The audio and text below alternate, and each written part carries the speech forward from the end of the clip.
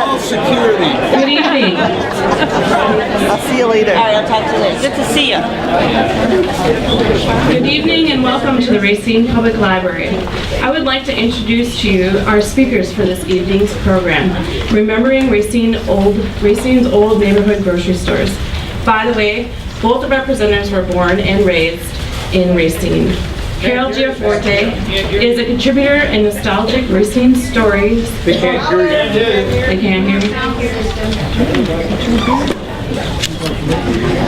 Did you see him? No, he's not here. Oh, well, I texted him. all right. We had a hard time with that. Can you see? Is this better? I don't say much better. Burow Gianforte is a contributor of nostalgic Racine stories to the Racine Journal-Times and is the author of My Heart Leads Me Home, a daughter's memoir. Jim Mercier is a collector of old Racine memorabilia and enjoys Racine history. Enjoy.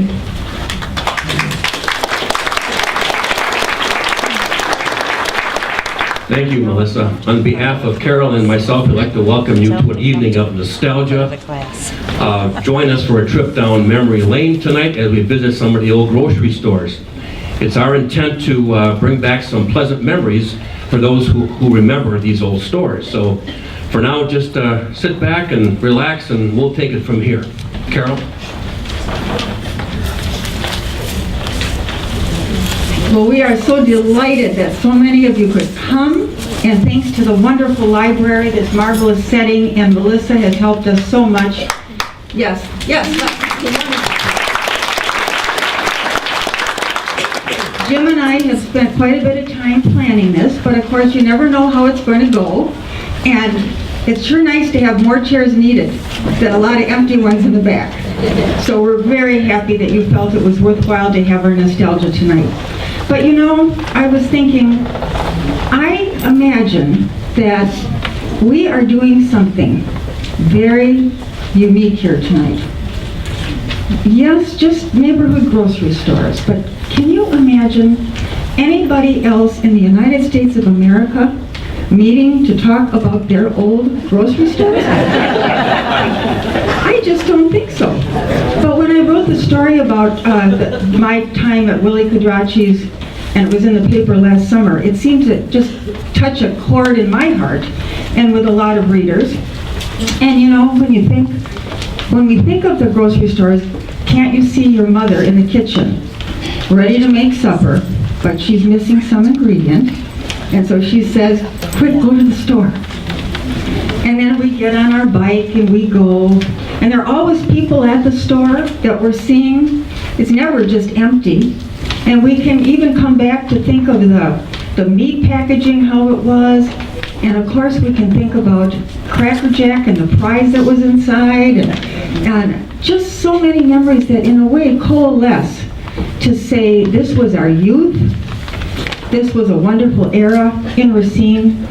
These stores of ours may be only 20 feet wide. Certainly not Western Museum or Zahn's department store, but generally humble little places, but didn't they really bring us together as a neighborhood and even as a family? So with that in mind, nostalgia, and I'm proud of us for tackling this deep, difficult topic tonight. What we're going to do is have Jim, during this first hour, give us quite a bit of background in general on the stores. I'm going to read that grocery store story that was in the paper, and you'll be able to find that online too. I'm grateful to the Journal-Times for allowing me to write these nostalgic stories. It's been quite a few years now, and they haven't turned me down quite yet. So I'm hoping that you enjoy them too, including that grocery store story. We will see Jim's displays up here. He'll walk us through that. Then we'll have about a 10-minute break. Really, our main motive for tonight is to share. And these people up here, now you might be wondering who these people are. And there are many of you in the audience that we could have asked or will ask in the future if we do this again. but I'd like to introduce to you actual live descendants of the stores. They are actually descendants. And so Joe Popovich, with his wife Rosemary seated in the front row, they go back to Rosemary Matrenga, the Matrengas on Forest. Then we have Anita, who's with Joe as a friend in an extra for us tonight. Then we have Sue Schneider Weibel from that gigantic store that we just saved for the big shopping trips, Lincoln Super. And then we have Dolores Cristiano Pino from Cristiano's. And then my husband, John Gianforte, and that was pretty much known as the Gianforte store. Although today we say Gianforte. It was an attempt to maybe be simpler and Americanized. So these are our hallowed descendants. Right after our break, they will be talking, each for a few minutes. And then we want to open it up to sharing. Whether you have one sentence, a little bit longer, we do have concerns about voices and microphones. That's the problem. We don't have a microphone that can be taken all the way around the room. So don't hold back, but we will have you talk as loud as you can. Maybe come up to the front if you'd like to. And Jim will repeat what you've said maybe. But we want to keep as many memories going as we possibly can. We learned in the paper the other day that an esteemed author, David Kurdian, was going to be here tonight. And David, I think you are here. Why don't you stand, David? We are so appreciative.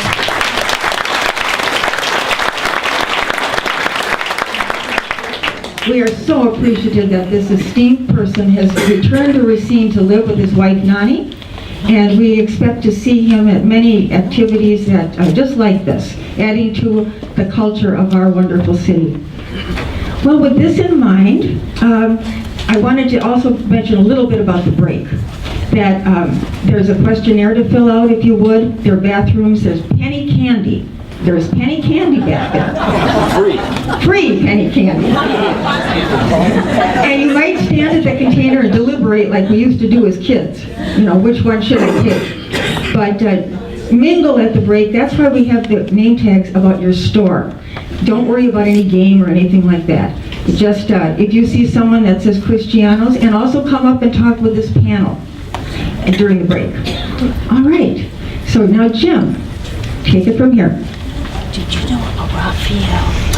Thank you. Does everybody have one of those handouts that we passed out? Is there anybody who's missing one? Please raise your hand, and my two Vanna Whites will take care of you, otherwise known as my wife and my sister. So please raise your hands, and Kathy, Lynn, you want to pass them out? Okay. Thank you. How times have changed when it comes to grocery shopping, hasn't it? Nowadays, you go to the big box stores, Walmart and Pick and Save and Festival and Woodman's, and well, you seem like you park about a block away. You fight the crowds inside. You go up and down all the aisles, and chances are you're on one side of the store. You have to walk all the way to the other side, which is about another block, it seems like. And then when you check out, there's always the people ahead of you with a dozen coupons, and by the time you get home again, it's a nightmare. But it wasn't always like that. The days of the old corner grocery stores, well, they were almost in every single neighborhood. It was a more simpler, quiet time. A buddy of mine used to live on 17th and Villa, and we counted 9 grocery stores within a 3-block area. And those of you remember the 1100 block of Villa Street, which is about a block north of St. Catherine's, there were 4 grocery stores on that block, some across the street from each other, and then one more right across from St. Cat's, that would be Matrenga's. So 5 within a very, very close area. Now, these were mostly mom and pop type grocery stores, family owned, and if a couple words could describe the owners, it would be long hours and very, very hard work, as many of you know. Back then, there was really no need to stock up on groceries like we do now for a week or two. You would simply go to the store for whatever you needed. If you needed flour or sugar, you just probably go just for that, because in some cases they were located right next door to you, or at least a half a block away, or maybe even a block away, but certainly no more than that. Some areas in town, maybe High Street or Douglas Avenue or Washington or State Street, had grocery stores next to each other or across the street from each other. It was that compact. Other neighborhood stores were maybe about a block or so away, but there were just so many of these little stores around town. And it wasn't really until about the 1950s that most people had refrigerators and freezers. So prior to that, you had to rely on your local grocery store or meat market for your evening's meal.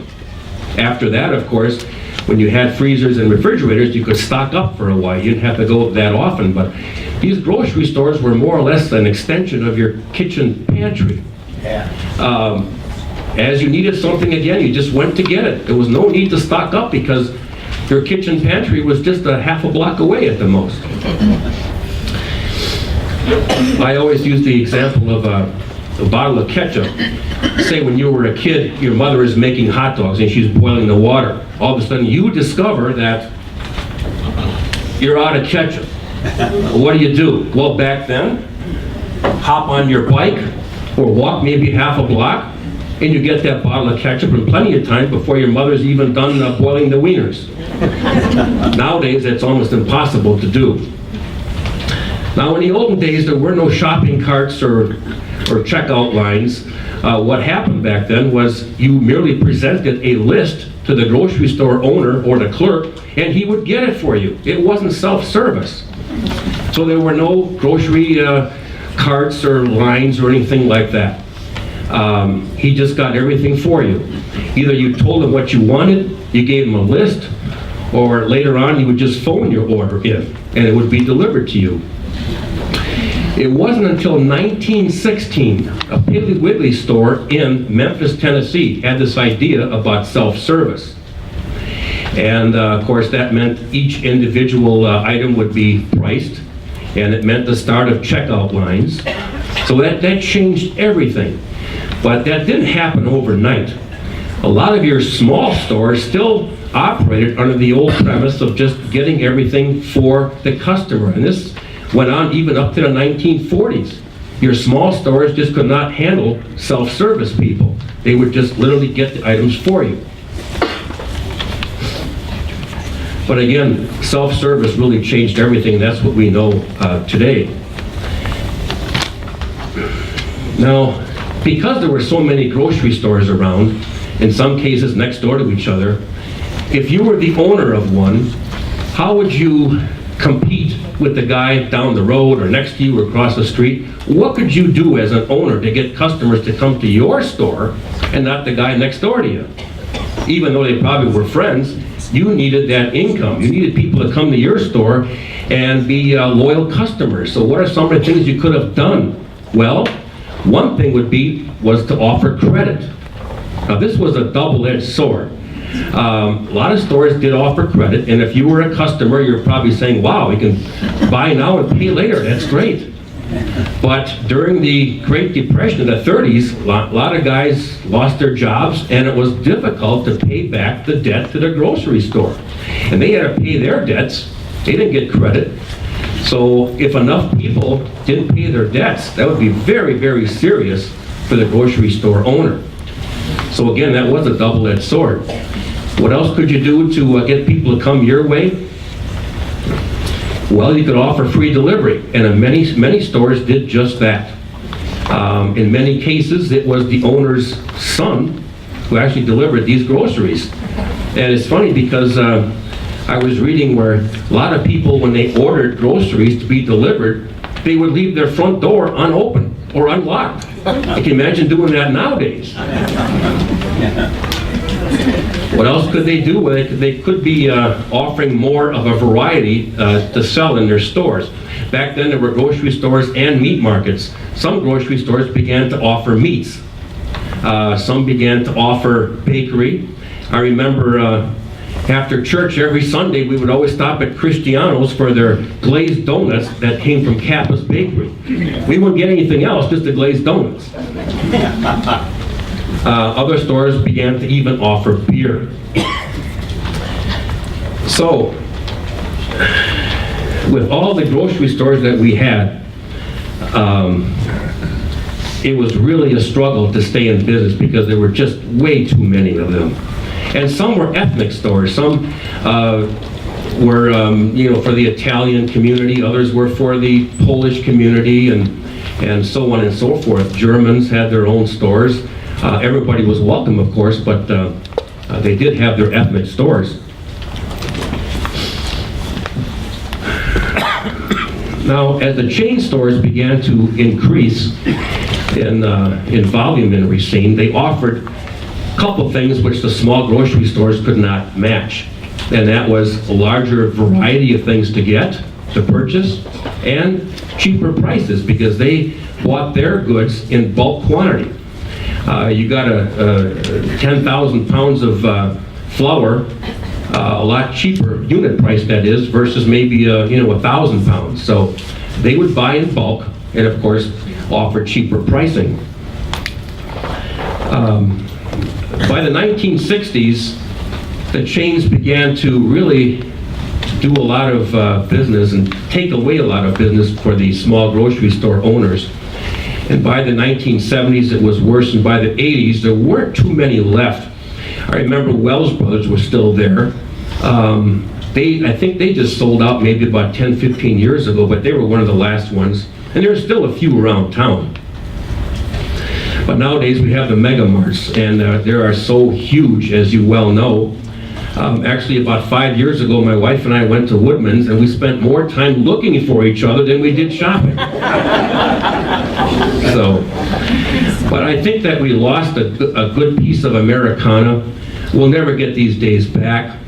These old grocery stores was really the social center of the neighborhood. That's where you met your friends. You made new friends. Somebody moved in down the neighborhood there, and you'd probably meet them at the grocery store.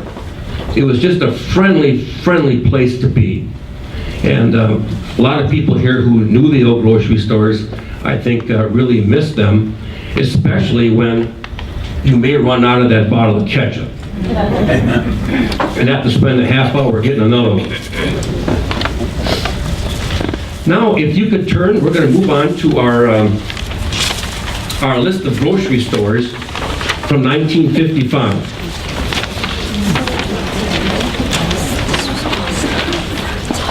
Everybody get your glasses out, you're going to need them. And there will be a test, so be careful, read everything real good.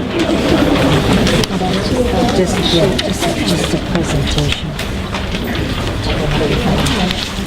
Everybody have them out? Okay. Yes, there's more available. Lynn, do you have more?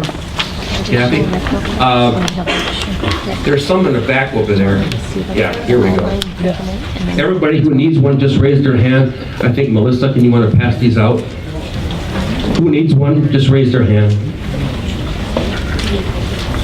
Okay, we'll proceed. Starting at the very top, well, let's back up. Everything on this list is mostly your typical mom and pop type grocery store. There are a few chains which already made their presence in Racine back in the 1920s. And we'll go over some of these right now, which appeared in the 1955 phone directory. So the first one on the list, A&P. And they were on Douglas Avenue, as you can see. The next one, go down to Kroger. You're going to see some Kroger grocery stores. The one on 512 Main Street, that was just a few stores down from Zahn's, heading south. I believe the building is still there. Then there was one in West Racine. Moving over to N for National Tea. Who remembers National Tea? Anybody remember National Tea? Yeah, they're defunct now, but they were big at one time. We had a couple stores in Racine, on Douglas Avenue, Taylor Avenue, and Washington. The one on Taylor Avenue used to be the Taylor Avenue Furniture Store. That's out of business now, and the building is for sale, but that building was originally a National Food Store. And my sister and I remember our dad going there before we had a car, carrying groceries about, maybe 6-7 blocks. The next one is the Century Food Store, which was on Lathrop Avenue. That building is located just to the north of the old Thrifty Mac hardware store across from Lathrop Furniture. That building is still there. It's empty. My favorite one on this list, by the way, is simply called the Corner Store. It doesn't get any better than that. Now, there's a few things I want to point out on this list. Right down the middle here, IGA, and just below that, Leadway. Now, these were stores that pooled their buying power. They were under the umbrella of the IGA, which was the Independent Grocers Alliance. Some of those, you remember those.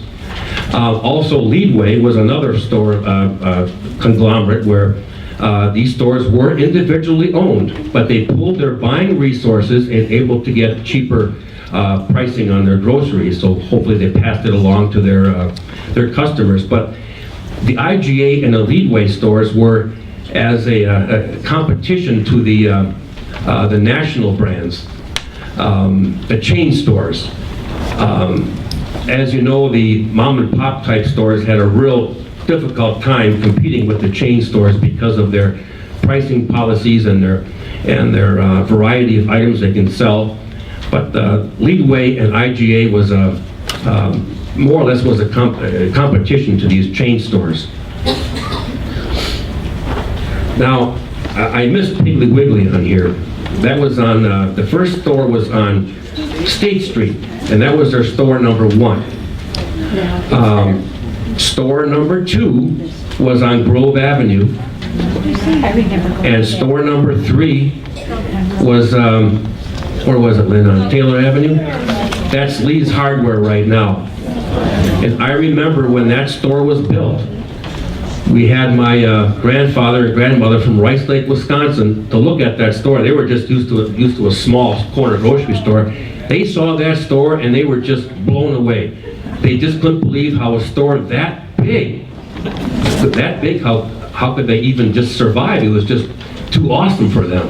And look at it now, the building is really quite small. So what happened to most of these stores? Well, some were repurposed into other uses. Some are now other businesses. Others, believe it or not, became residential units. I passed one on the way to the presentation tonight. Joe Wojtak's store on JIC and 20th is now just a residential unit. You can tell that it was a grocery store at one time. Other stores were torn down. A lot of you, I'm sure, remember a lot of stores that no longer exist. Some were changed to convenience stores, and some still exist, but they're just a mere shadow of themselves. They're not owned really by the original families anymore. A lot of them are owned by foreigners at this time. However, with this list, you can play detective sometime. Take this list with you when you go to some of the old neighborhoods, and if you suspect an old building was a corner grocery store, check it out against this list. Chances are it was. So, what year was this? 1955. This is from the 1955 Racine phone book. And that is your souvenir. Now, the main reason you all came tonight, the highlight of the evening. Carol will be reading her article, which she mentioned before, which appeared in the Journal Times about a year ago. And it's about, as a youth, Carol's experiences with some of the old grocery stores. So with that, I'll turn it over to Carol. Carol, we're all ears.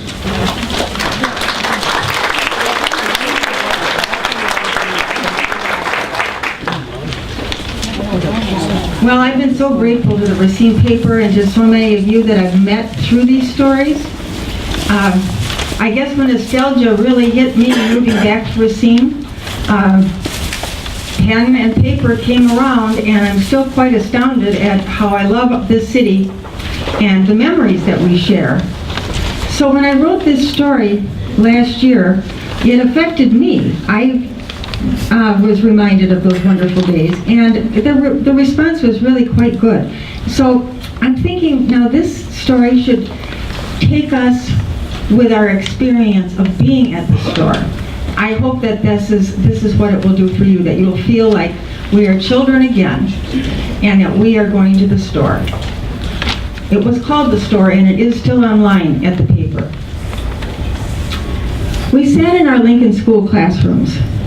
As we sat in our Lincoln School classrooms, we waited to hear our teacher announce the best words of the year. You are dismissed. Have a good summer.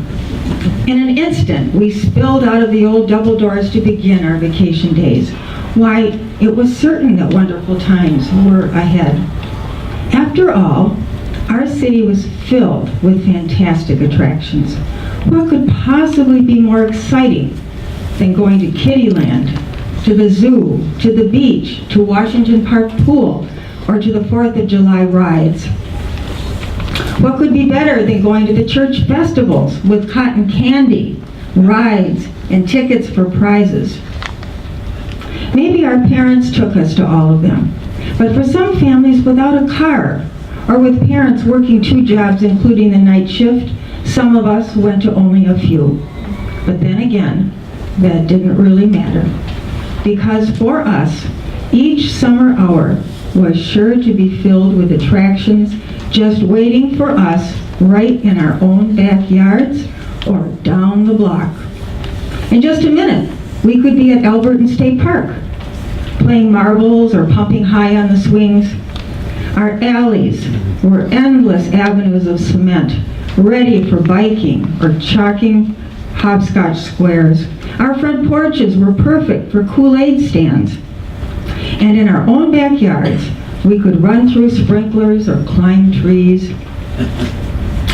As a matter of fact, I was enjoying one of those attractions right in my own backyard on an afternoon, sitting high up in our big chestnut tree, peering down over the neighborhood through the huge leaves, when an even more exciting possibility presented itself.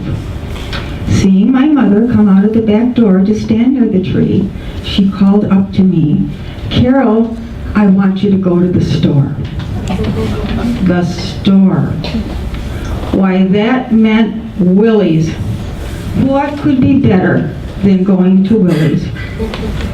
With my mother's grocery list in hand, soon I was headed to the end of our 1400 block, turning left on Albert, crossing Blake, looking up and down that long, shady street, and in another half block I was standing at 1620 Albert Street, Quadracci's. Peaches and tomatoes and orange crates were displayed outside in the shade underneath the awnings. Willie, standing in his white apron near the front door with his wide smile, greeted me by name, as he did all of his customers, including the neighborhood kids. Inside were the familiar, welcoming smells of fruit, Italian sausage, paper sacks, and the clean wooden floor. Mrs. Quadracci, Sylvia, we knew, greeted me as well, and customers called from the aisles to each other in friendly fashion. Occasionally, Willie rushed to get items down for us, as every inch of space was tightly packed from the floor right up to the ceiling. I always looked for Jane, the Quadracci's daughter, who was my age, even though we didn't know each other well because we were in 2 separate worlds. She went to Sacred Heart, and I went to Lincoln. What was best on that day, however, were the words my mother had written at the top of her list. "Willie, will you please send home with Carol 1 quart homogenized milk and a treat for Carol?" That was shown in the paper, her note. A treat for me. Mother was always so nice, but picking out just the right one was going to take time. Should I pick gum? There were the colorful gumballs in the machine near the door, but there was blackjack, which would allow me to walk home with scary dark teeth. Bazooka would have my fortune inside. Clove would be fiery hot. Then again, there were the enormous jawbreakers. How about the penny candy? The little wax bottles had colored liquid inside to sip when I bit off the top. There were the colored dots to peel off from strips of shiny paper. Then there were slowpoke suckers. One could last for the rest of the afternoon. Or should I choose the Hostess package of 2 white snowballs? I also love the Dolly Madison jelly rolls, 2 to a pack. But maybe ice cream. Looking down into the frosty chest freezer, there were Dixie cups with wooden spoons hanging nearby, or maybe a push-up, or creamsicle with its cooling orange flavor. On the other hand, fudgicles were my proven favorite. A great popsicle, though, would give me a fantastic purple mustache, although I really liked root beer the best. Then again, I liked so many candy bars. Mounds, Mars, and Chuckles were also good, as were boxes of Good and Plenty and Milk Duds. Cracker Jack, however, had a prize inside. It might be lots of fun, though, to buy the big wax lips, or candy cigarettes to surprise my friends after supper when we played out on the lawns. As I lingered in the store, customers came and went, perhaps Martha Rock and her mother from up on Summit, or the Venegas family from Blake. Finally, though, I was on my way home with our milk and my treat, ready to tell Mother all about the store. Little did I realize on that summer afternoon that 2 other stores, very much like Willie's, were just a few blocks away. Pete Matrangas stood on the corner of Forest and Prospect at 1540 Prospect. Picaro's was right on the opposite corner at 1141 Forest. Each was a popular attraction for its customers, its regulars. And certainly, on that afternoon, I was completely unaware that all across Racine, children were making their exciting trips to countless neighborhood grocery stores sprinkled throughout the city. In fact, at that very moment, Guy Renal may have been way over on Elsie's at 3010 17th Street, deciding among his favorites. Paper dots, remember Guy? Wax lips and fake teeth, black licorice pipes, blueberry pie in a box, or grape jawbreakers. Arlene Neeson in West Racine might have been at Reddy's on Kinsey and Arthur, deliberating among her favorites. Paper dots, licorice whips, flying saucers, root beer barrels, Chuckles, Starks, M&Ms, or Forever Yours. Way up north, Marcia Fost could have been at Gilmar's, the corner store on 4 Mile and Erie. She too may have been taking her time to choose from among her favorites. Another paper dot, Milky Way, bun candy bars, or wax lips and mustaches.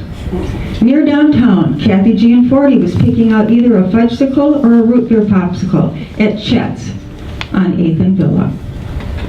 And if it happened to be a Saturday afternoon, Bonnie Becker, her siblings, and her parents were sure to be shopping and visiting with her Uncle Joe Matranka at his store on Villa. Once in a while, when I was at Willie's, the thought crossed my mind that I wished my parents owned a store just like it. Why, Jane Quadracci and her sisters lived right down at the corner of Albert and Blake. Imagine the fun of knowing so many customers and the chance to pick out your own treats at any time. Rosemary Matranga and her 2 sisters, I later learned, lived right next to their Prospect Street store. She could simply run across the yard. On a Sunday, her family could entertain their Chicago relatives by using any of the groceries on their shelves. And Rosemary in time could even marry Joe Popovich, the boy her father had once hired to work in the store. And unknown to me on that same afternoon, a boy whom I was later to marry may have been spending time in his grandparents' Gianforte grocery at 1403 Superior Street.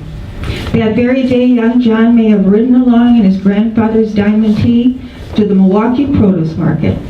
He may have been treated to his grandmother's delicious cooking in the back kitchen as the store's regulars came in to stop and chat. Ours was a sad neighborhood when Willie announced that his store was closing. Even as we were in awe of the enormous Century he and Sylvia were to open way out on Douglas. When its awnings were rolled up for the last time, our friendly neighborhood attraction at 1620 Albert was sorely missing. Since then, however, and more often with each passing year, I am amazed to find Willie's Albert Street store still frequently open. I simply envision a walk down Carlisle to Albert, past Shady Blake Avenue on a summer afternoon, to see the friendly man in the white apron welcoming me in, my mother's special note in my hand. A treat is always in store for me there.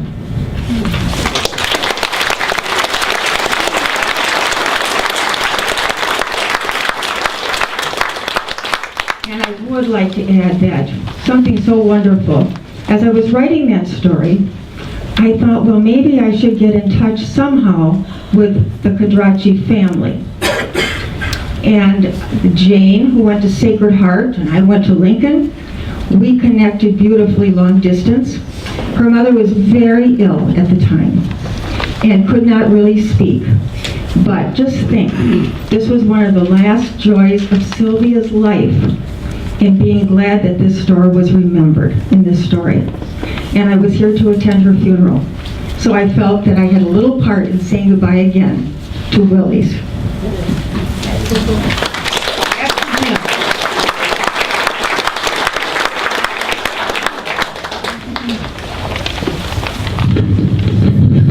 Thank you, Carol. Very well done. Let's continue where Carol left off on some of those old candy bars and penny candies that we all remember. So take a trip down the old candy aisle, the old teeth-rotting candy aisle, and join me for some of these old candy bars, which I remember as a kid. I know if I had a nickel in my pocket, the first place I would go would be to Cristiano's and buy a candy bar. But one thing I learned, I would never tell my mother, because the first thing she would make me do was brush my teeth. And if I would do it enough, I'd get penalized with going to the dentist. So we just ate the candy bars, never said a word.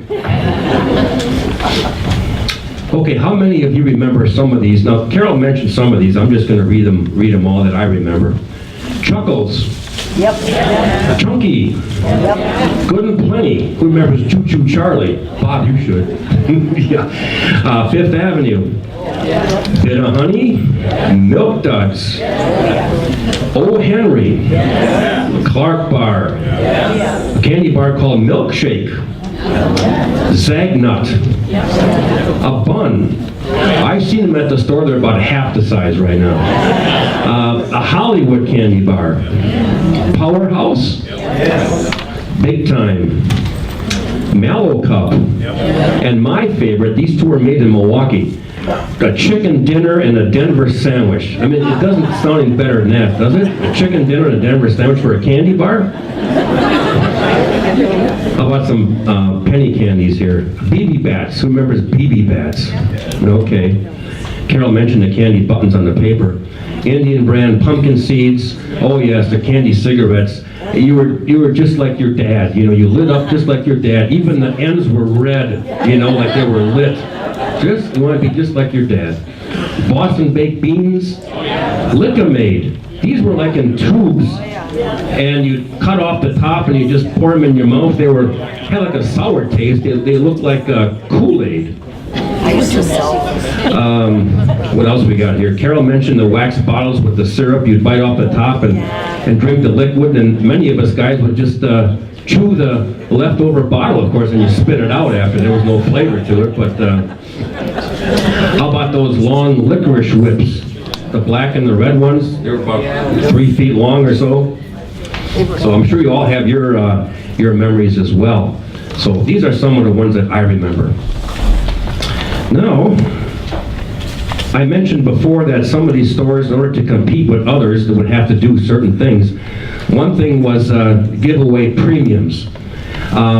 These giveaways were either called premiums, giveaways, freebies, whatever you want to call them, but they really had two reasons for doing this.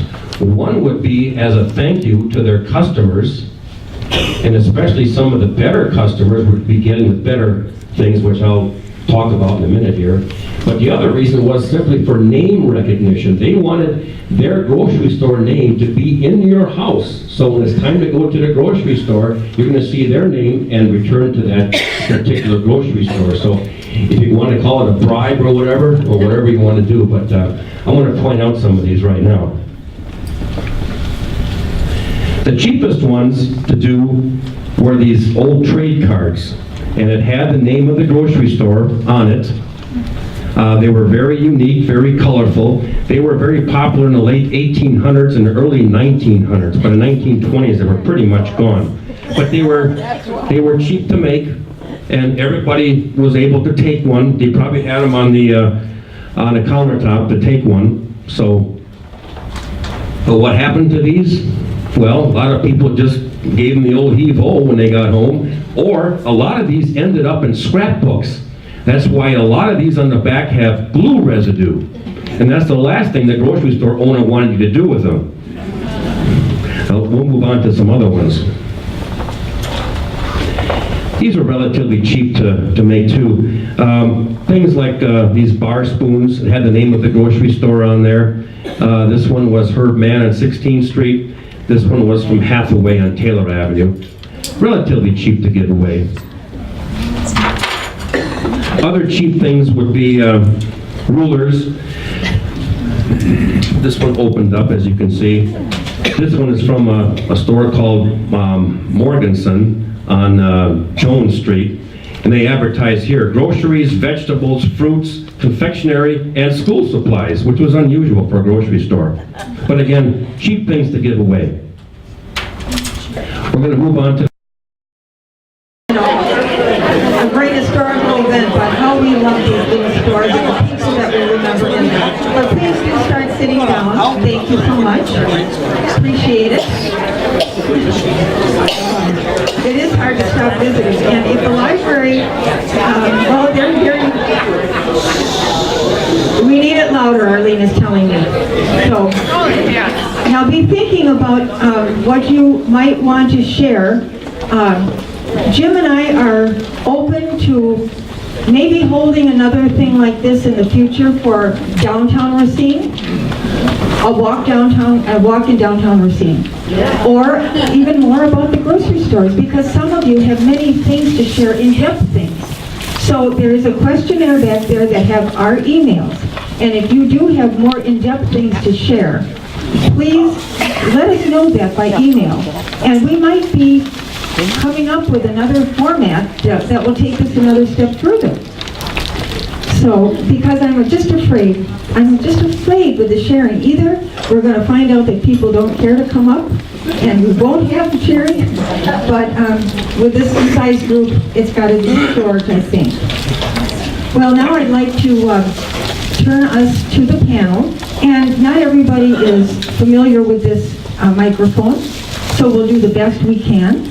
But we thought that Joe Pavkovich and Anita Bonanno would begin, and they each have a few minutes to tell us what their favorite memories and a little bit about the store. They can come up here, or they can try to talk from their seat. We'll see what they would like to do. I'll come up until he starts throwing tomatoes.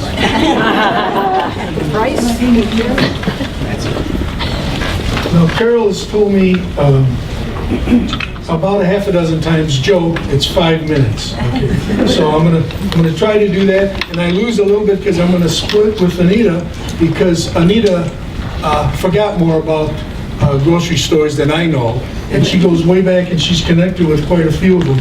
But what I'd like to tell you about, at least the first store that I worked at was Picaro's. And one of the funny things, that maybe some of you experienced the same thing, it was my first job. And I was, early teens, maybe 12 or so, and there's something about that first job. I was so proud. The guy said, hey, we want to get together tomorrow night, we're going to play ditch. And I said, well, I can't, I gotta work. Work? Where do you work? I said, I got a job. I'm washing the floors over at Piccaro's. Oh, are you lucky? You're gonna get paid? Yeah. Everything was great.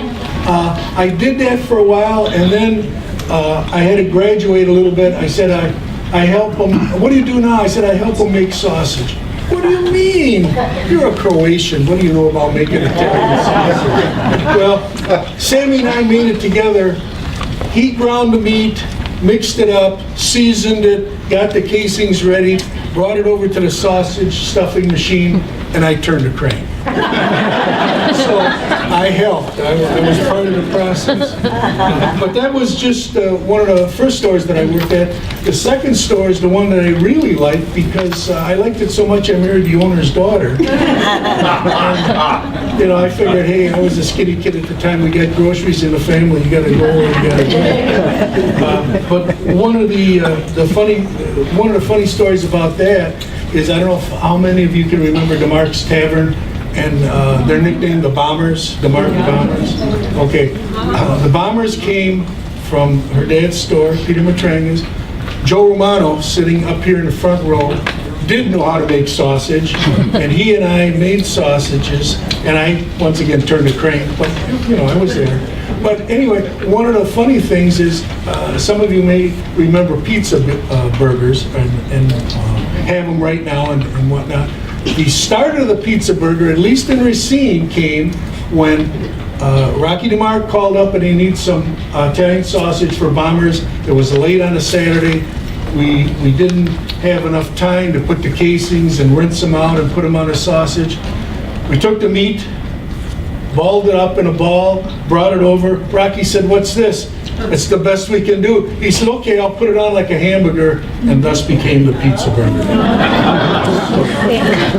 The story is absolutely true.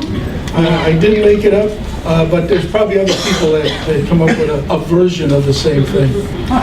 But one of the funny things, when I first met Carol about 3 years ago, and we went to high school together, but she was in a class ahead of mine, so with my wife, so they didn't talk to us. You know, if somebody was a junior and you were a sophomore, there was no communication.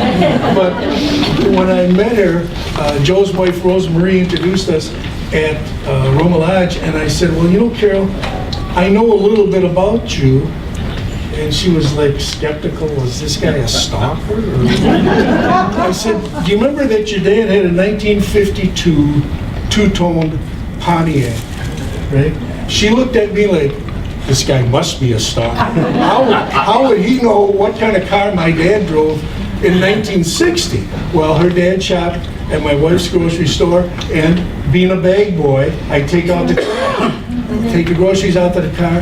I remember his car because it was in excellent condition, always clean, neat, two-tone, and here I was approaching the driving age, and I said, "Oh, what a beautiful car. Would this be nice? You know, maybe I could pick up a girlfriend with this car." But when I left that store, I graduated to the bigger Matranga's store across from St. Catherine's. And one of the things I remember there, Ricky Bonato, who's over in the audience there, can attest to this. The Roundy's truck came at 6 o'clock on a Monday morning. Now, if you're a teenager and you can remember Monday morning, you didn't want to get up and be across town at a store at 6 o'clock to unload a truck. Well, I can remember Rick and I'd swing by and pick him up. I had a Volkswagen with no heater. We'd go there in the winter, and honest Rick can remember the day, it was so cold, it was below zero. We drove from the north side over to the south side to the store. The truck was there at 6 o'clock, and we started unloading it, and we didn't get warm till about noon. Okay? And one of the things, and many of you can remember this from unloading pallets and things at grocery stores, they had the metal rollers that you would roll the boxes down. Okay, sometime, I don't know, it must have been late 60s, we had two big crates cantaloupes used to come in a wooden crate. And when we roll that down, I got my finger pinched between the two. It still hurts.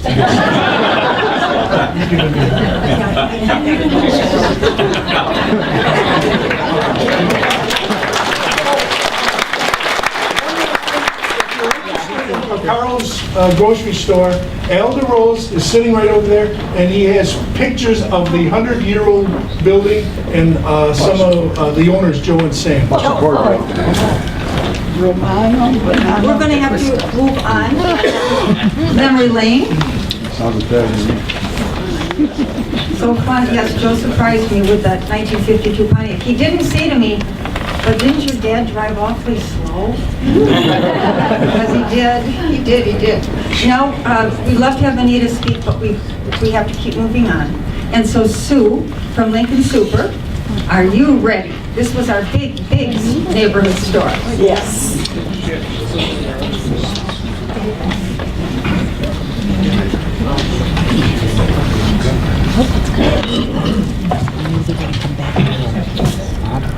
They want to get changed. I was pretty young when my dad got the store, so I don't have stories, but I have memories. He owned half the store first, the butcher shop.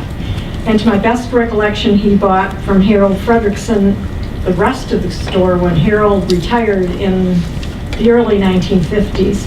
The store was open from 8 to 6 days a week. Sunday was for the mom and pops to be able to get their bread and milk sold so they could get some money. When Piggly Wiggly opened, this all changed, and everybody's stores had to stay open 7 days a week and until at least 8 o'clock at night.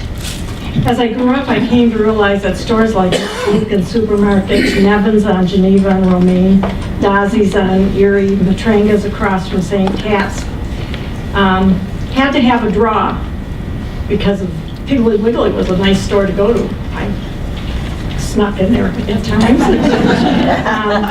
So for Lincoln Supermarket, the draw was having the highest quality beef and pork that he was able to buy for the store. Morale Easy Cut hams were very popular, especially Easter, Christmas, Mother's Day. 3 butchers were there, my dad, Louis Schneider, Frank Benedict, and Wally Klimowitz. And then in the grocery part, a lot of you remember Pete, who took care of ordering the canned goods and keeping the produce stocked nicely. So service, along with the highest quality food you could get, was the draw, and it seemed to work. The summer I turned 10, I started working at the store stocking shelves, 10 cents a case, and sweeping floors. So $3 a week for a 10-year-old is pretty good. One of my memories is that it was hotter than the devil in that store. We had a little freezer that had popsicles, sherbet, and ice cream in. And boy, did that sucker put out the heat. And I went to work. Then frozen foods became a popular item. And we had about 30 foot of open cases where you'd look down into the case, and the food was displayed nicely. It all looked pretty good, and it made that store 69 degrees. So nobody ever complained about working in the summer again. And let's see. One story that I remember to finish this up was we had a prominent customer who unfortunately developed dementia. And she would come in the store a couple times a week and fill her coat, her purse, her pockets with meat. Like hot dogs, packaged meat, like Oscar Mayer type things. And my dad didn't know what to do about this. I mean, the family was a good customer. It was an embarrassing situation, but it was getting into $20, $30 every time she walked in the door. And so he very gently said, we need to add up everything, the things in your pockets, and then he would call the husband, and the husband was always good for it. He said, just send her home with the bags. And he took care of it, but it was funny and sad at the same time. And that's all I have.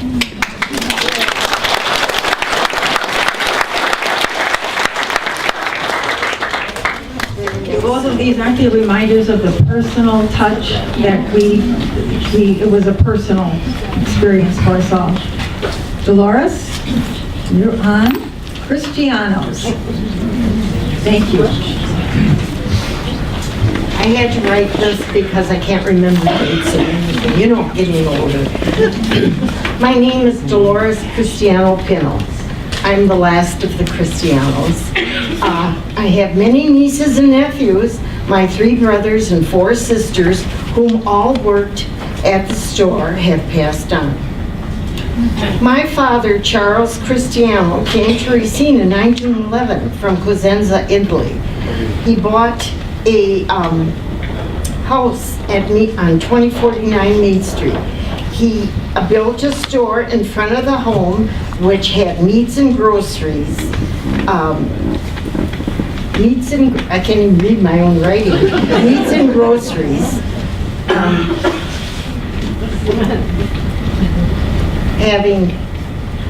Anyway, my mother and father worked together and lived for approximately 70 years.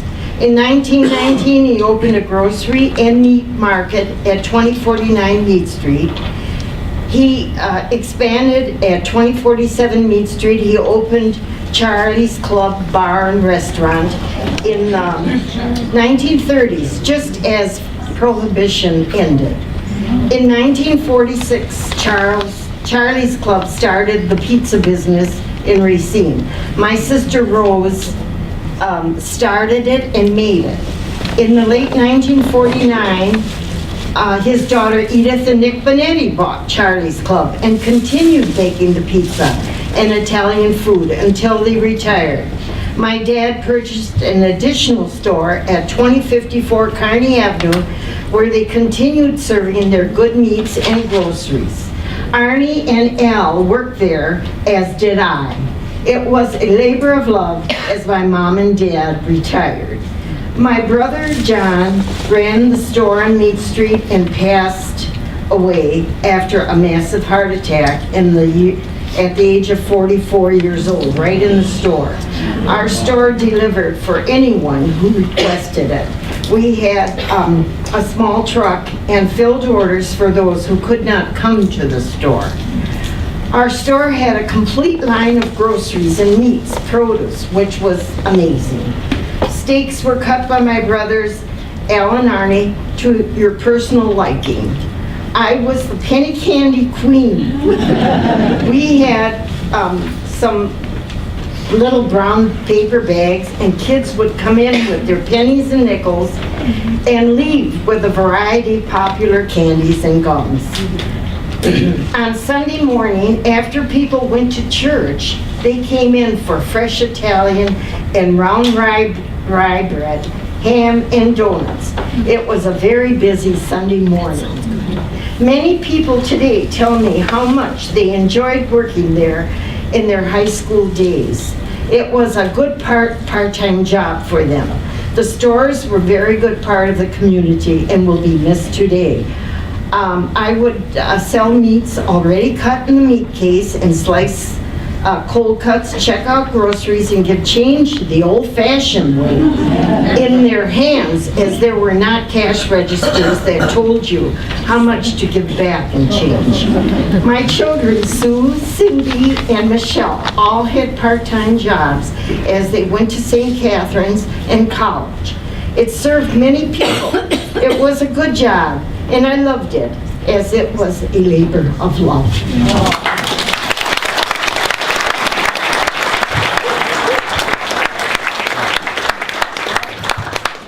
My darling, a labor of love.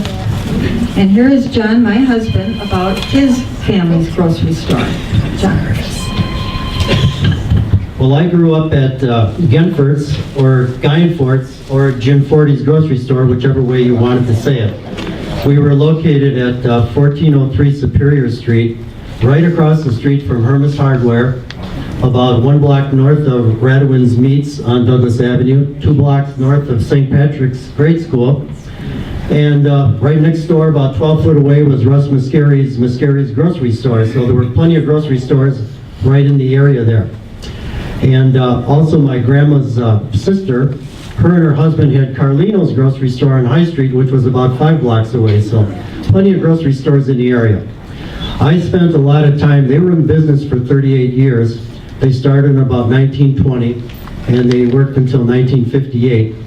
And I spent my first 10 years every Friday night and just about all day Saturday in the store because those were their 2 busiest times of the week, and my mother and dad would be there usually helping on Friday night or all day Saturday. So it was kind of fun being a kid in the store, and got to know the customers and would talk to them on Friday nights.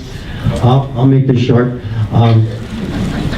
One of the highlights I used to love is in the summertime, my grandpa he had a Diamond T truck, and we used to go to Milwaukee on Thursday mornings to pick up the vegetables and fruits for the entire week. So we would go down to what's the 3rd Ward now. They were called the commission houses in those days. Those same buildings today that are restaurants and fancy stores were the commission houses where they sold all the vegetables, and they came in by train from all parts of the country in South America, especially the bananas. And I would go with them on Thursday mornings. We'd go down about 5 o'clock in the morning, and we would park the truck at one end of the block, and my grandpa and I would walk the entire street, and he would negotiate with all these commission houses. He would buy so many cases of cabbage, so many bananas, so many potatoes. He'd find the best product and the best prices.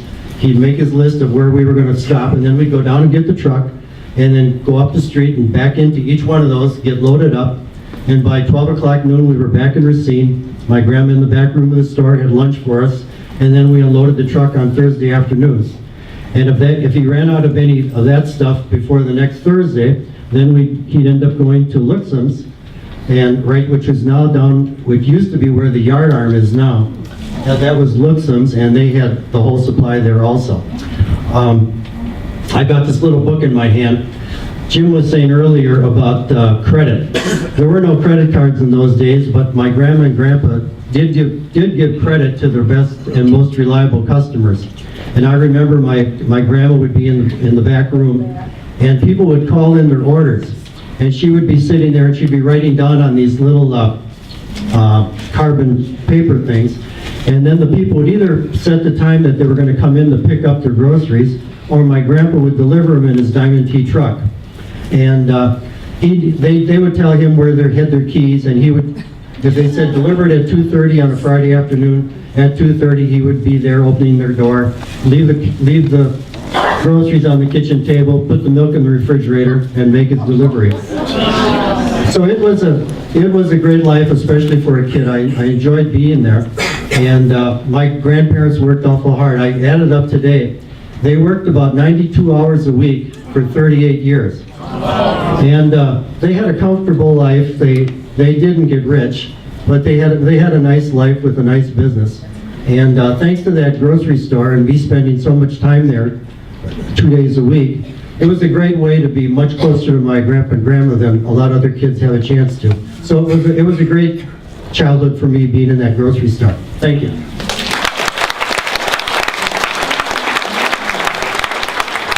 Thank you, John.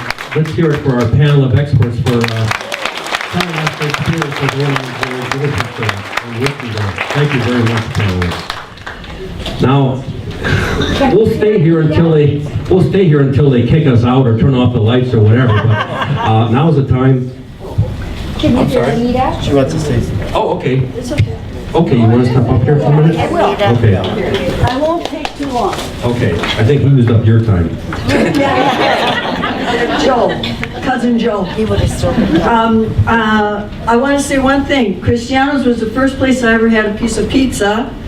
Giuseppet's grocery store on Milwaukee Avenue, they turned it into a tavern. It was called Tip Top Cafe. My name's Anita Giuseppe Bonanno. My Willie's grocery store, I have a little thing to say about that. Do you know that Willie had a brother named Harry, an older brother, and the name of that store in the beginning was Harry's Food Market. Mr. Quadracci, the grandpa, wanted Harry to take over for him in the grocery store, but Harry liked printing better. So he had a little printing machine in the back of the store. And he did that. Eventually moved to Milwaukee, eventually went in with Krieger's. Eventually, you've heard of Quadracci, right? Quadracci. Right. Now, Sylvia was a good friend of mine too, and she just passed away. But one little thing now I can tell you more about Matranga's because I worked there. My 4 kids worked there, 2 of them are right here. And Uncle Joe owned that store by St. Catherine's. Uncle Pete, who was Rosemary's dad, they were brothers. My husband's mother was Matranga. She was their sister. So my kids were very lucky because Uncle Joe would let them work, and they liked to play football, they liked to play baseball, and the girls did other things during school, and he let them take off, come back, and work whenever it was good for them. And one aunt lived in Chicago. This is my last story. She lived in Chicago, and she had a family. She'd come on the train. We'd pick her up at the airport. I mean, at the thing, and then she would work for the whole day at Uncle Pete's grocery store. Then she'd get her groceries. That's what she got paid. How she got paid. She got the groceries, and then they took her back to the train. Away she went. And it was fun. I worked there too, by the way. My husband was the butcher. He was there for 53 years. Butcher with his uncle.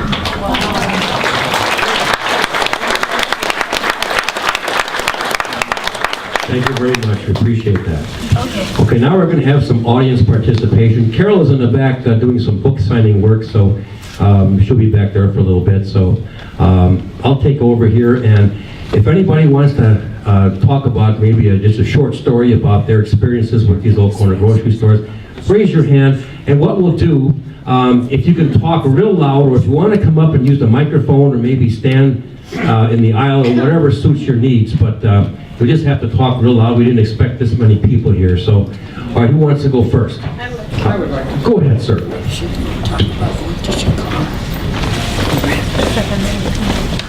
Okay, I'll make it quick. My name is John Hines. I'm from Racine. In 1947, we lived up on North Wisconsin Street, and I worked at Foodland. I don't know if anybody, it's not in the directory, obviously, it went out of business. Art Rubin and Al Shoulders ran it, and I was 12 or 13, and I remember specifically a couple of things. One, sort of a marketing gimmick, I guess you could call it, but when we had like bar soap that had a price 10 cents on it, and if there was a price increase, then we would block it out just so much you couldn't see the old one.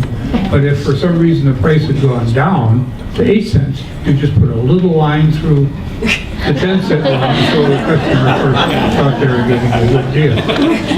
We talked earlier, mentioned about delivering items, and I did that. They had a old-fashioned baby buggy, nothing like we have now, but just a plain old baby buggy. And I would deliver around the neighborhood, basically. And I remember so well, I got 10 cents a delivery, which was wonderful. But then I would get back to the store, and I would buy a nickel Coke, and I would buy a nickel bag of Twinkies or something like that. But Art died a number of years ago, and I'm not sure when it went out of business, but at any rate, it was my, as you mentioned, this was my first job.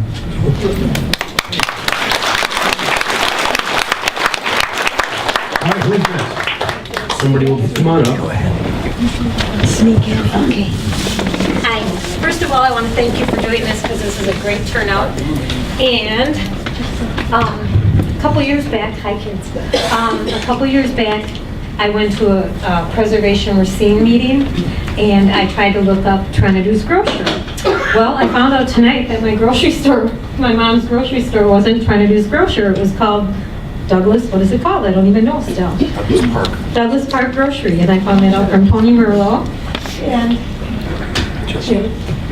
you, I'm sorry. No, but I'm just thrilled about that because I want a picture of it.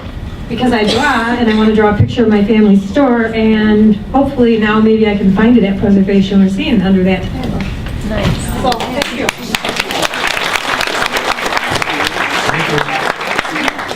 Come on up. Then we'll take one from this side next.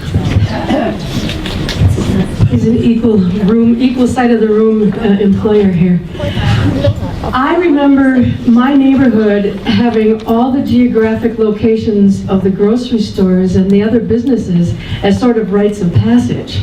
So I lived and went to Mitchell School, beginning with, let's say, in West Racine, and then my parents were on Ashland and Arlington. Well, that was about a block away from Cristiano's. So as a little girl, you were... And then I was really in trouble. But the best part of it was when I was first a bride, way back in 1969, that I didn't know how to cook that well for less than 8 people. So I was relying on Cristiano's. I would go, and Carm, and my dear friend Carm, and Dolores would all give me recipes. I would say, okay, what can I do? I've got this much time to get this. Arnie would tell me what to do. Al would tell me what to do, how to cook it, what to do, take me down the aisle, fill my basket, tell me how to do it, write down the recipe. So this was my whole life growing up from childhood having the help of Cristiano's. So thank you so much, Dolores.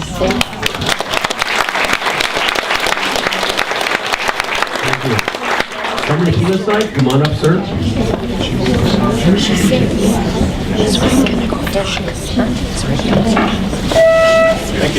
May I have your attention, please? The library will close promptly in 15 minutes. Hi, my name is Frank Chubb. I was very interested in the story about the Quadracci store because I lived with my parents above the store at 1620 and a half Albert Street in the mid-50s. And my first job was in the store, 1954. I was 10 years old. I got $2 a week. And I was absolutely thrilled. It was just great. Willie was a fun person. I could tell stories for hours about him teasing salesmen, delivery people as they came in. I can still see him, salesmen running out of the store, getting in their car across the street, Willie coming after him with water balloons. He was known by the neighborhood kids as Crazy Willie. He was a lot of fun. But seriously, I went on to a career in marketing and sales at Johnson's Wax. And decades later, when I'd be working on selling materials, we wanted to get a picture of our products in a store. Or we wanted to shoot some film in a store. And Willie would let us use his Century store on Douglas Avenue. We'd go in there at midnight when there were no people there. But he let us rearrange the shelves, shoot movies, do pictures. He was a great friend and helper even at that point. A lot of good memories of Willie in the store.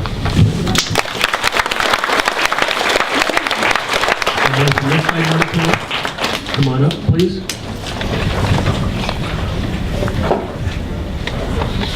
The lights may give out any minute, so be prepared.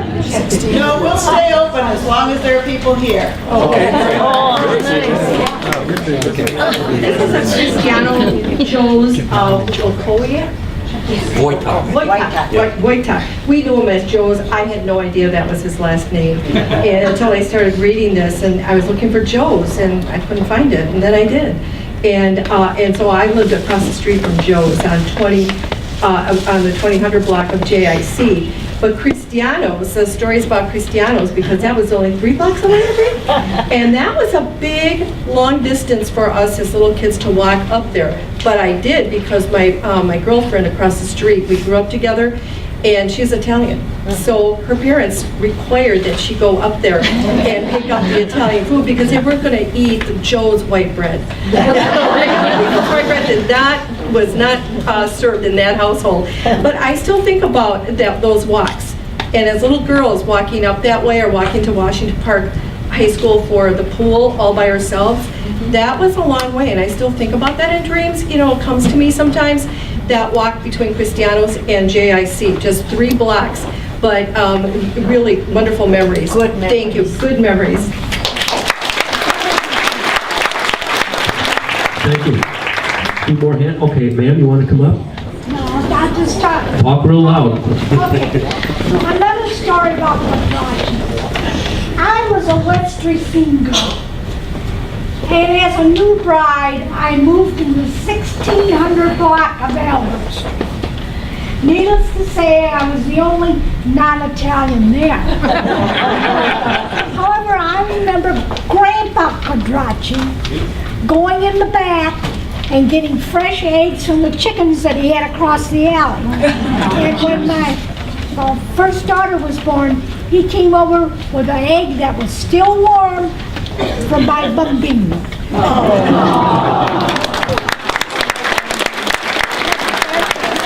Thank you so much. All right, ma'am, you want to come up? You're next. Okay, thank you. Okay. That's my name is Lynn Crane, Lifeliner, and I lived on Coolidge Avenue. Now, this is not the Coolidge Avenue south of Durand. This is the 2 blocks north of Durand. And this was 3.5 blocks from Cristiano's. My mom one day gave me money to go to the grocery store, and she said, be sure and bring back the change.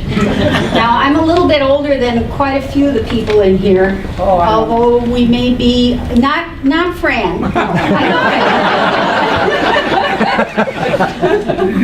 I'm older than any of her daughters. And so I faithfully walked up to Cristiano's, got whatever it was that she told me there was for me to get, and I ran all the way home with the change. Because when I got home, I said, Mom, they've got bubble gum at Cristiano's. Now, this was right after the war. You know, there was no bubble gum during the war. So this was a big deal. So she gave me 4 cents to go back and buy 4 pieces of bubble gum at Cristiano's. And that was a big treat. Even my mom chewed bubble gum.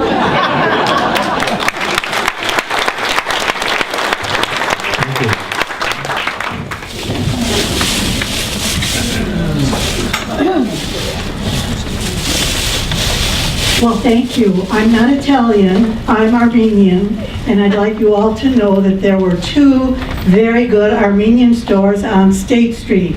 Ah, you remember, okay. Armenian and Buranian grocery stores. They were related. And I remember one big thing about that store, the Buranian store. We went to the Buranian store. They had very good Armenian black olives, and they were in these great big barrels in the brine, and you bought it by the pound or half pound. So we'd go there and get our olives, meat, and one thing I couldn't quite remember to do when I was going to like Piggly Wiggly stores, my mother would always send me to the store to buy the meat, the ham, and then she'd always say, be sure to get the bread from the, get the showcase hots.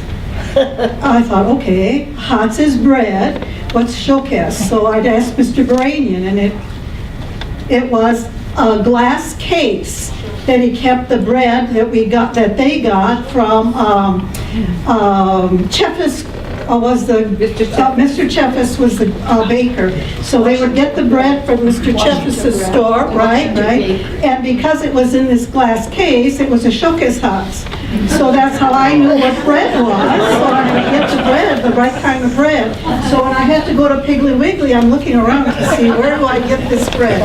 My mother didn't like us to get sliced. It was pleasant to go there, and they were such wonderful people. So I wanted you to know that we Armenians had a part of the grocery business.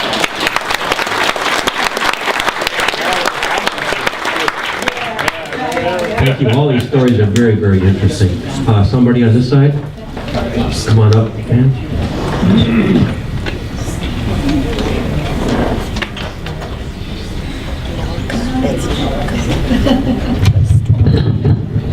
I'm Mary McElwain. I live at 1022 Villa, and I have kind of a random assortment of grocery-related information. My mother used to tell us stories about being a child on Archery Avenue in Chicago, where we're all from originally. And her parents, for a brief time, owned a store there, and she said she got to have any kind of candy, and she could read all the comic books as long as she didn't wrinkle them and put them back where they belong. We went back later and looked for it, but it was long gone. I grew up on Blaine Boulevard, and she would send me around the corner to what we all called the school store. I have no idea what the name of the store was, but we kids called it the school store. And I would be sent there for bread. That was when Wonder Bread came in wax bags, and I used to squeeze it so I could smell the bread. And I would spend my entire allowance on candy, a lot like the candy that Carol described to us all earlier. I later, as an adult, I lived on Villa Street, and I used to shop at Matranga's, which was great because I didn't have a car at the time. And then we bought a house a block away, and I was cleaning out the linen closet and found this little matchbook which says Villa Food Shop, and that was located at 1000 Villa. I think it said open 7 days a week. For those of you old enough to remember, it had a Jackson Exchange phone number. We would have a word and then 4 digits at the end. And I found these various bottles which may have come from some of the local grocery stores, parts of the bottles in our backyard. And this one here I thought was really interesting because it's got a very thin side and a very thick side. So I would imagine people were buying these things and carrying home a lot of heavy bottles. And I found a couple of containers, I didn't know what they were, and an older friend told me, any of the ladies know what these are? The little round thing, a round flat thing, and a cylinder. This is called Princess Pat. It was a little lipstick tube and a little container of rouge, and I opened it up and there was some very dirty looking old rouge in there. So that's my grocery store. Thank you.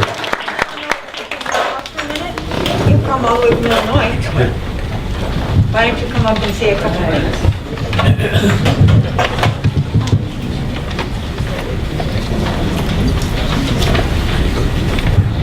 do want to thank you guys for putting this on because it really has brought back many memories. Your name? G. Nillica.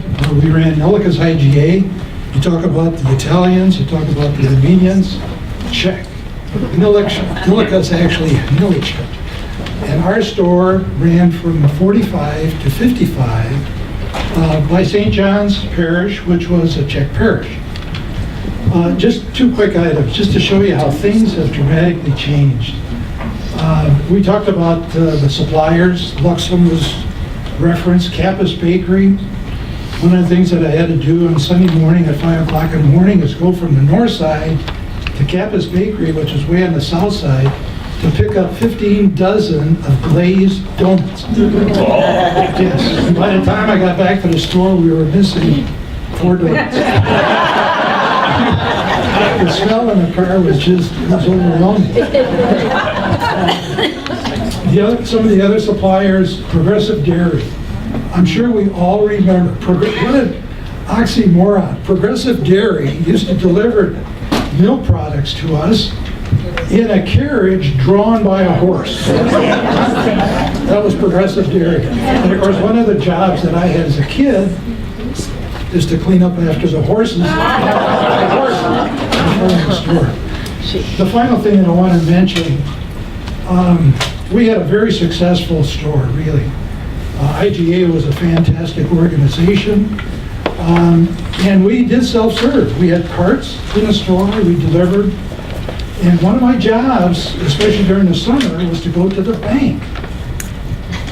This is from Northside Bank, and I, on my bicycle, used to carry our weekly proceeds to the bank and not have to worry about anything. And that probably was at least Those were the good days. Oh, wait, I'm sorry?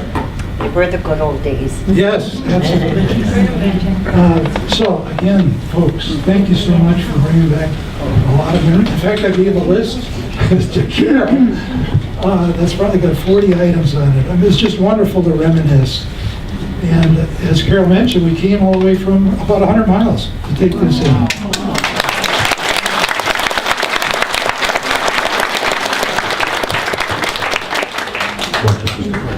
Thank you very much. We'll do one from each side, and then we'll cut it off. Sir, come on up here.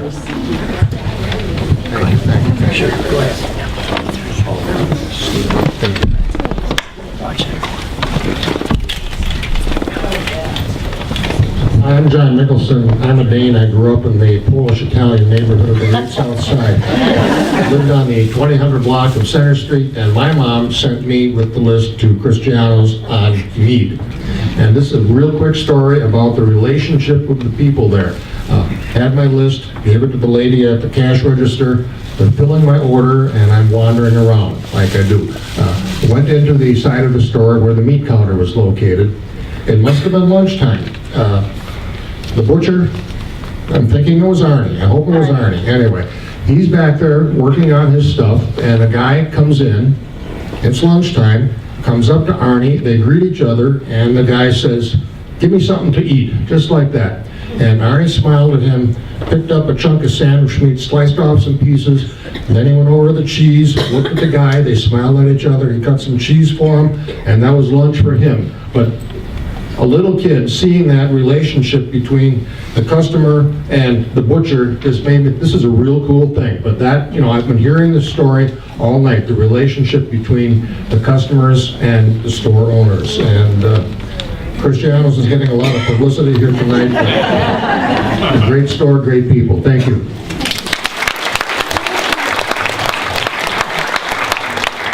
Thank you. It does look like Cristiano's is the most talked about store tonight. Don't you all agree? All right. Dan, you want to come on up? Same time. Talk real loud. My maiden name is Nevin.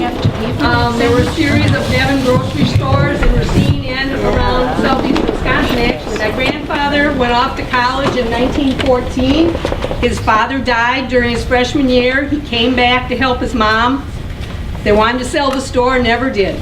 He retired in 1961, owned 17 stores at one point in time, which was an advantage to us grandchildren. My cousins and I would get on our bikes, ride around to the stores we were within riding distance, and hit up the managers for petty candy, which seems to come up quite a bit, petty candy. Thank you.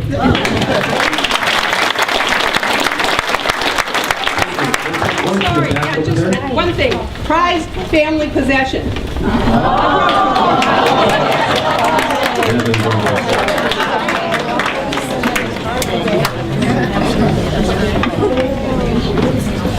Okay, ma'am, go ahead. You want to come up here? You want to talk where you are? I think I can talk from here.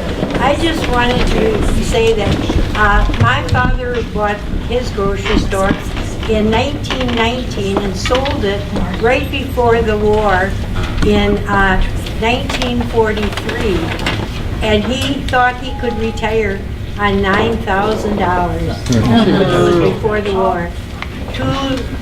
Before the end of the war.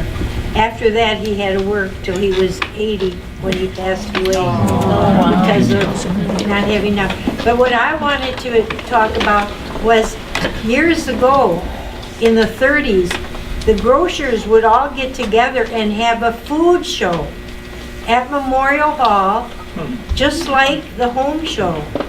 And they'd raffle off big baskets of fruit. They brought Fibber McGee and Molly one year, and they entertained on the stage. They had bears, live animals come one time, I remember. And those food shows were very popular with the grocers back then.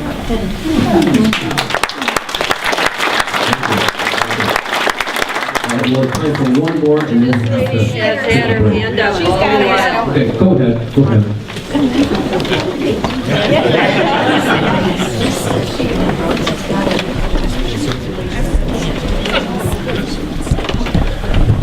Thank you, and thank you for putting this program on. It really brings back memories. Well, we talked about Italian immigrants, and we talked about Armenian immigrants, we talked about Chesterton's immigrants, now we talk about Mexican-American immigrants. No, just kidding. I remember back in the 40s when I grew up on the south side, I used to go to Stephen Pool School, and there was a little grocery store there.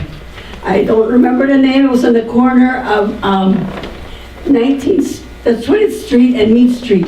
We used to walk there to get our petty candies. my brothers and myself and our little neighbor kids used to have to go there, pass by there to go to school.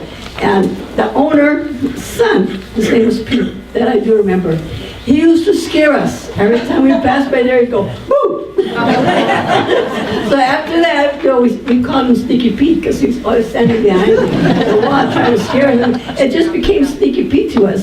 But now the store is called La Tapatia. It's a Mexican store, and it just keeps on with the memories because it is a family-owned store. And I see a lot of other stores that have either been deteriorated, have knocked down, like I remember Chet Joe's, Pet Corners, Pet Milk, and knocked down. But a lot of these stores have been opened by our Mexican-Americans and some are Mexicans that have opened stores, and they've really bought them up, they've improved them, and they keep on going, they're contributing. When it still keeps the memory alive for me that even though it's not the same owners that have that little store is still there. It's someplace for me that I can go to still, and my kids can go to. Thank you.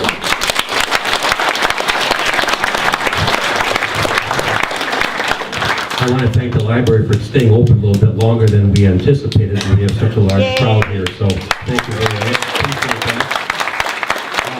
In case anybody needs to get a hold of Carol or myself, we both have cards in the back there, so feel free to grab those.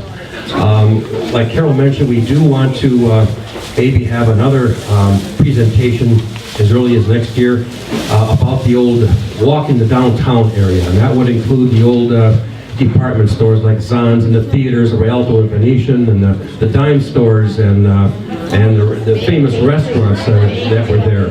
And we do want to do that with your approval, that is. So thank you. All right. That's enough. We'll do it. All right.